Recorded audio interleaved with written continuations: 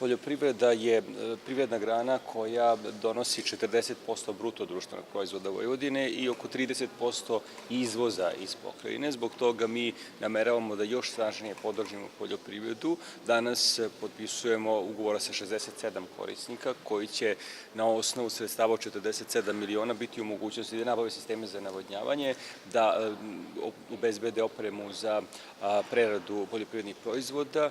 Mi poseban kvalitet prepoznajemo kada su ovi programi u pitanju u tome što oni ispunjavaju one procedure koje će sutra biti potrebne u Evropskoj uniji. Dakle, omogućavamo našim poljoprivrednicima da se edukuju i da se pripreme za period kada će Srbija biti deo Evropske unije. Znamo da je gotovo polovina budžeta Evropske unije namenjen za poljoprivredu i zbog toga će ovo iskustvo biti neizmerno važno.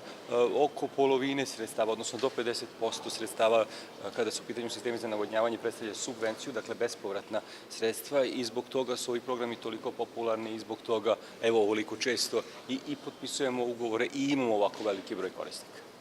Koliko su sredstva, molim vas još jednom ponoviti, koliko su sredstva za Kada su u pitanju sistemi za navodnjavanje, 175 miliona je namenjeno za sisteme za navodnjavanje.